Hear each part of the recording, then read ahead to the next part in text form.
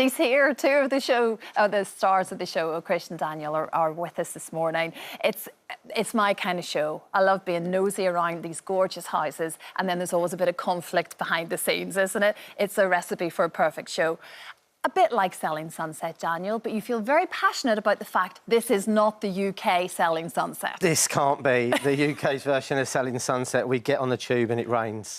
It isn't going to be the same. And this is more of a under the bonnet, hands-on, real look how these kids actually deal with real estate daily. It's different. You know, this isn't. You're not going to see things that you would see on Selling Sunset happening here. You're going to see people going through life changes and changes that, you know, can be massive for them in real time in front of your eyes. Well, like you've said on the show, if you don't sell, you don't eat, because it does come down to commission, that it's all about the commission. So what drew you to it, Krish? Because you've always been interested in real estate, haven't you? But it's a very pressurised job, and unless you're in those certain circles and you get that one deal and it moves on to the next one, it's a very tough position to be in. Yeah.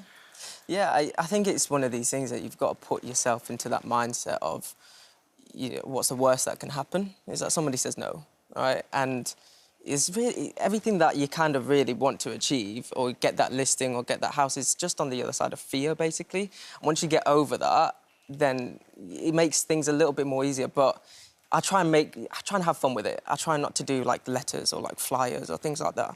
I like to. I'm not sure if you've seen episode 1. Oh, I have. Yeah. No, I saw you climbing up on the gate basically and throwing your card over. Exactly. Yeah. So it's things like that, more of a direct kind of approach, or try and sneak my way in somehow, or, you know, things like that. Yeah, and create relationships, I suppose, is the foundation of it all. Yeah. I mean, Daniel, you've been doing this now for a long time, but you've fought hard to get there. I mean, selling's always been a bit of a natural instinct to you, and it's something you wanted to do, but this is on a new level, but it's been a hard fight. It has, yeah. I mean, it's been from selling double glazing to where I am now. You know, it's always been around sales. It was always based on sales. I didn't go to university. My university was on the street, knocking on people's doors, and that relates now into what these guys are doing, what we're teaching them to do, to go out and, you know, to go out and get what they have to get. We have to go out and fight for it. It's always been wrapped around making a point with a sale. I mean, you've taken Krish, I think, a little bit under your wing, Daniel, in many respects. Do you see a little part of him in the earlier version of you? Do you see similarities? Is that what this is? So I love all my kids. they're all fantastic and they're all brilliant. And, you know, they all have superpowers. And, you know, so if we highlight Krish's, Krish comes up with a very good superpower. He's good at opening doors. What he does next to that is the thing that's kind of makes him a bit special. He's willing to reach out when things are going wrong and say, I need someone to help me do this. I need to find the gap that helps me do this part.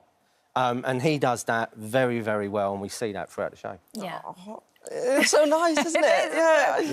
Because it's obviously not just you, Krish. There are other young, very inexperienced brokers really trying to find their way in this business. So there's a sense of competition, I guess, and you're wanting to impress the bosses the whole way through this. The prize at the end as such is this secondment in New York, where you go and you work with the best of the best with these fabulous properties.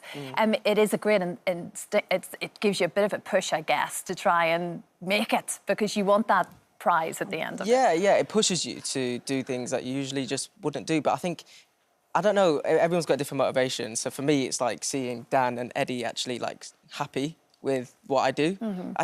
All this other rewards and stuff, it's great. It's a nice bonus, but for me, it's like seeing him smile. Do you know what I mean? Look at him. He wants to be the favourite child. I'm sensing this, yes, absolutely. He's not. What is the market like at the minute, Dan, particularly for young brokers starting out with no contacts and, you know, they're starting at the very bottom? How difficult is it? It's really tough. I mean, the market is really tough. There's no school, you know, to go to that you can go through real estate in. I mean, you know, we don't have that. We don't have no way to bring people in unless they just come in, like what happens.